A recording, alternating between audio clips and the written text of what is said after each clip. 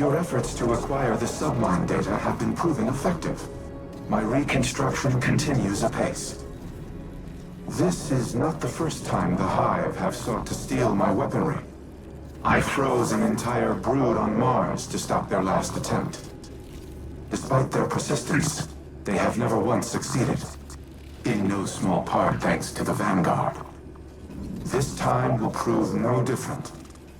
My diagnostics indicate that we nearly have enough data to complete the repair cycle. Once the warsats are under our control, I will lay waste to the Wrathborn. If they so desire to witness the power of a war mine, then I will gladly oblige. Transfer uplink green. That's mission accomplished.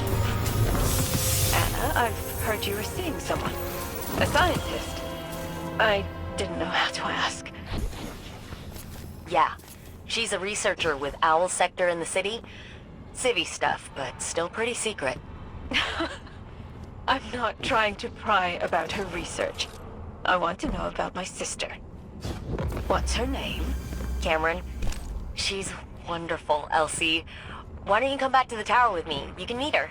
Yes, please. I would love that. We have no time for pleasantries, Osiris. I bring grim tidings. My Techians have been trying to make sense of Xivu Arath's tactics. Her armies are legion, yet she commits minimal forces to battle. Minimal forces? Every Wrathborn we cut down is replaced by 2 more. She could replace them tenfold, so why does she show restraint? Her worm feeds on warfare. The more violent the act, the greater the power she draws from it. Much like Savathun's worm fed on guile and deceit. You mean to say that... This is not a war. It is a ritual. Her death singers weave their magic and prepare for a grand sacrifice. If so, our strategy remains unchanged. Retake the warsats and eradicate the Wrathborn. Just as Xivu Arath desires. The warsats are immensely powerful. Their use would result in unparalleled destruction. She cares not which side is obliterated. Her worm will gorge itself on the carnage either way. She would turn her armies into blood sacrifices. And the warsats would be the blade.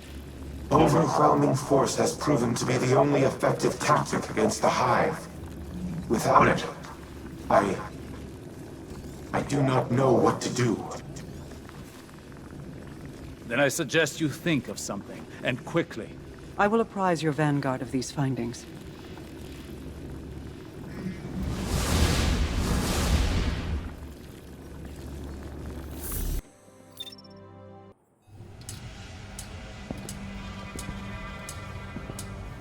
The warsats are a means to an end. Xivu Arath will bask in the destruction they bring, and open the ascendant plane above Earth, as she did on Tora Bottle. It does not matter who pulls the trigger. We must cease our efforts to restore the war mind. No.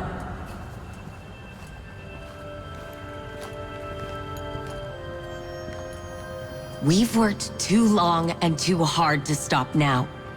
Rasputin is our best shot at winning this war. That is precisely my concern.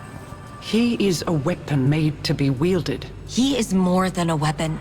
He's our ally. And he will act in humanity's best interest. Are you certain? He has kept secrets in the past, acted without counsel or consensus.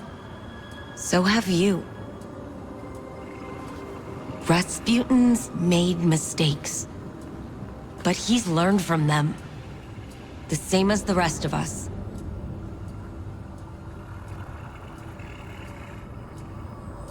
Then I propose we aim not for total victory, but a stalemate. Allow Rasputin to prevent Xivu Arath from claiming her prize, and refrain from using it himself.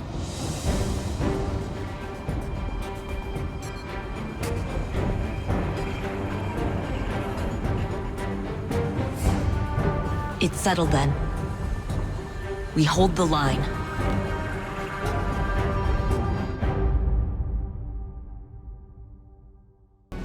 I am a machine of war, built for a singular purpose. To destroy any and all threats to humanity. Clovis and I disagreed on what constituted such threats, but not on the means to the end. On Mars, I developed the escalation protocol to combat the Hive. Ever-increasing application of force in the face of rising opposition. Was I playing into Xivu Arath's hands even then? Has she always accounted for my methodologies? What purpose do I serve if my actions place humanity in danger? Am I even capable of developing a solution without mass destruction? This is a calculation I have never had to make. It will take time to run the necessary combat simulations. Follow the directions of the Vanguard in the interim. I will contact you if and when I have determined our next objective. Ikora was so bright, so full of promise. How she glowed. Like the light filled her. But it was her eyes that convinced me to take her as my apprentice. What did you see in them? Hunger. She was desperate to prove herself back then. I knew the feeling well. And you know it again now. When Ikora looks in my eyes, what do you think she sees? Everything that she always has. She pities me, Mara. As you and I have pitied others. Those who hang on our every word. Your cultists, my people.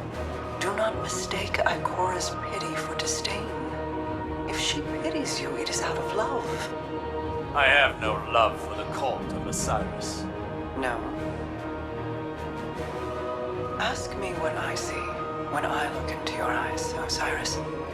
I will not, but you'll tell me just the same. I see a man who is afraid he'll never be able to live up to the expectations that other people have placed on him. A man so afraid to hurt or be hurt that he spent his very long, very accomplished life holding those same people at arm's length. This burden, this inheritance of guilt, it is Ikora's too. I never wanted this for her. As your mentors never wanted it for you.